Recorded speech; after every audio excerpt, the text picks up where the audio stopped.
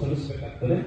ಆ ಡಾಕ್ಯುಮೆಂಟ್ ಯಾವ್ಯಾವಪ್ಪ ಅಂತಂದ್ರೆ ಅವನ್ನ ಬಹಳ ಹುಷಾರಾಗಿ ಡಾಕ್ಯುಮೆಂಟ್ ಅನ್ನ ಸಲ್ಲಿಸಬೇಕು. ಅವರು ಆಧಾರ್ ಕಾರ್ಡ್ ಏನು ಅಷ್ಟೊಂದು ಪರಿಣಾಮಕಾರಿ ಅಲ್ಲ ಅಂತ ಹೇಳೋಣ.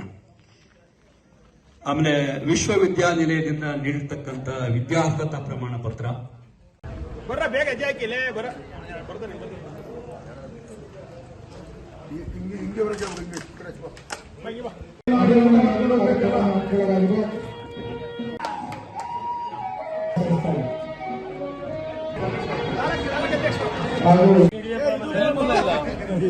ಬರಲ್ಲ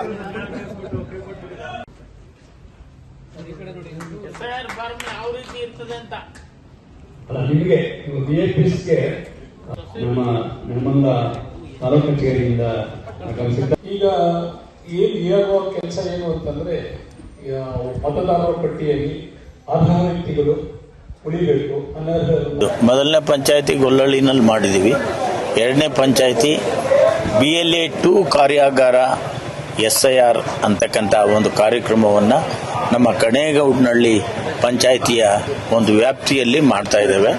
ಇದಕ್ಕೆ ಬಂದಿರತಕ್ಕಂಥ ನಮ್ಮ ಅಧ್ಯಕ್ಷರು, ನಮ್ಮ ಬಾಬಣ್ಣನವರು, ನಮ್ಮ ತಾಲೂಕ್ ಪಂಚಾಯತಿ ಸದಸ್ಯರಾದಂಥ ಬೆಟ್ಟೇಗೌಡರನವರು, ಕೆಂಪರಾಜೂರವರು, ನಮ್ಮ GV ಕುಮಾರ್ ಅವರು, ಕನಕರಾಜೂರವರು, ಮತ್ತೆ ನಮ್ಮ ಕೇಶವ ಅವರು ಎಲ್ಲರೂ ಕೂಡ ಬಂದಿದ್ದಾರೆ. ಇವತ್ತು ನಮ್ಮ ರಂಗಸ್ವಾಮಿ ಅವರು ಎಲ್ಲರೂ ಕೂಡ ಬಂದಿದ್ದೀವಿ. ನಾವು ಬಂದು ಈ BLA 2ಗೆ ಯಾವ ರೀತಿ ಪರಿಷ್ಕರಣೆಯನ್ನ ಮಾಡಬೇಕು, ಸಮಗ್ರ ಪರಿಷ್ಕರಣೆಯನ್ನ ಮಾಡಬೇಕು ಅಂತಕ್ಕಂಥದ್ದನ್ನ ಡೈರೆಕ್ಷನ್ಸ್ ಕೂಡ ಕೊಟ್ಟಿದ್ದೇವೆ. ನಮ್ಮ GV ಕುಮಾರ್ ಅವರು ವಿಶೇಷವಾಗಿ BLA 1 ಅವರು ಬಹಳ ಚೆನ್ನಾಗಿ ಕೂಡ ಅವರಿಗೆ ಒಂದು ವಿವರಣೆಯನ್ನು ಕೊಟ್ಟು ಅವರಿಗೆ ಅರ್ಥ ಆಗುವಾಗ ಮಾಡಿದ್ವಿ ನಾವು ಇವತ್ತು. ಅದರ ಜೊತೆಯಲ್ಲಿ ನಾವು ನಮ್ಮ ಪಕ್ಷದ ಸಂಘಟನೆಯ ಬಗ್ಗೆ ಕೂಡ ಮಾತಾಡಿದ್ದೀವಿ.